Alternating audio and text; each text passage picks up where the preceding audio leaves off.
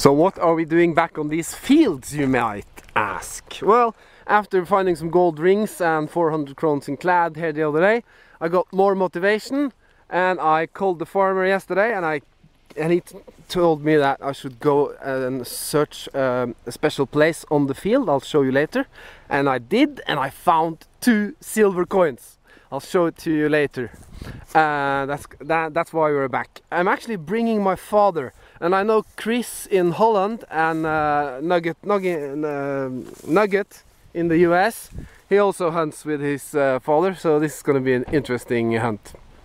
We're gonna concentrate on the main field, which is further west. So I'll check in with you once we are installed at the site, and I'm gonna give you a briefing of today's plan. At last, me and my father has been working this area for 1 hour. Yeah. And this is the plan we're working at. This is where the old, there is the owners of the farm, very nice people. This is the plan.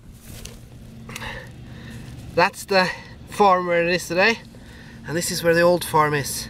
And we're just outside here. That's where I found the silver yesterday. There used to be the, that used to be the barn, and that used to be the farm building. So we're working just outside, and we got our first copper coin. My father is over there detecting for the first time. Says hello to Pat from Waikiki. My father used to work as a taxi driver in Honolulu, so you can say hello to him, Pat. And this is one of those copper coins, and I'm gonna gently clean it with water just to identify it and get back to you. But we're gonna concentrate around the area where the farmhouse used to be and the barn. That's the plan. And it's a Frederick the 6th. I found him yesterday as well. This is copper, 2 shilling, 1810. Found it before. But these maps are really helpful. What happened is that this burnt down and was moved around 1900. And then they built this farm. Farms that end with Rud are from the 1300s. But this was a small farm, but it had all the land you can see down to the lake, and the land we're working on. And further down, this is where we're now. They have to the river. But we still have permission to hunt this area, but this is a much larger farm, and this is protected. This is a protected archaeological site, so we have to stay away from there.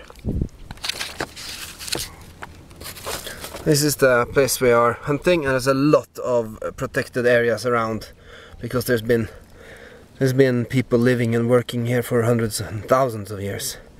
So we are just in the middle of it, just there. So, first coin in hand. Let's continue. We moved to the other side of the field, so probably in the backyard of the house, and I got this old button. And it's old because it hasn't got an edge. It's not minted. So I don't know what to say. It's made in one piece. I'll clean it up. I guess you have the same problem with copper coins as you do with buttons. Once you start washing them, the marks disappear. This one had something written on it, but just a little bit of water and it's gone. Yeah.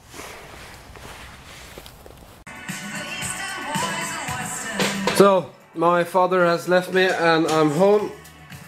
Strange light. I don't know what I've done with the camera. Whatever. I got this beer from a neighbor. It's from Poland. And if YouTube discriminates this video because I have Pet Shop Boys in the background, I'll kill them. I must be allowed to play whatever music I want in the background. So we got another Frederick the 6th 2 shilling, if you've seen it before. It's in terrible condition. as they usually are. And this is just a little bit of lemon, a squeeze of lemon and water and some Vaseline. But let me show you what I got yesterday. Now this is a perfect moment for a celebration. I don't know if this is dark beer or light beer or whatever. Tatra sounds like an Indian car manufacturer. It's light, so it's not the Svetli or whatever they call it. Yeah, it's very light. Maybe it's made of wheat. Whatever. You recognize the logo? That is the same king as this one. Come on. Yeah. You see? The F and the R and the F and the R. Silver. 4 shilling 1809. I don't know, it's worth maybe let's say 50 bucks, 60 bucks. And then our old friend Oscar II,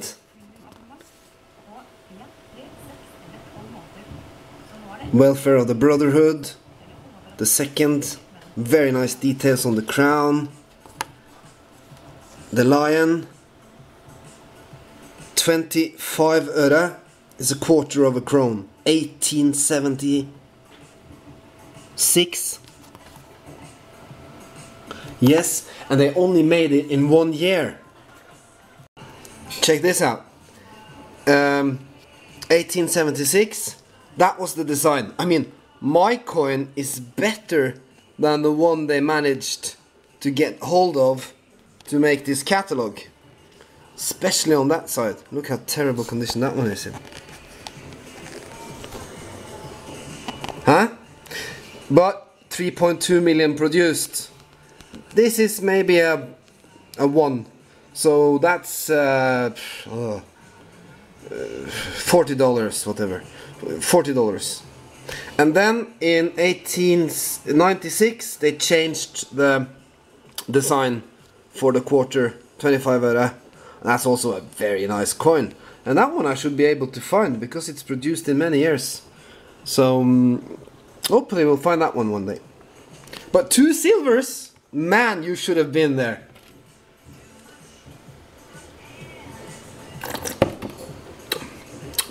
Polish bear? I don't know. Not well, okay. So, 2 silvers yesterday, great. But you know what? My place look like a mess.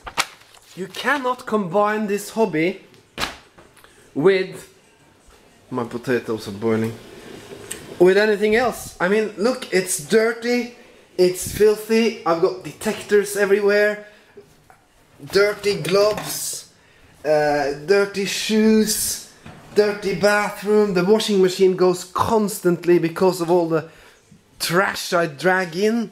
My veranda looked like hell because I never have time to clean it up, and I'm supposed to study.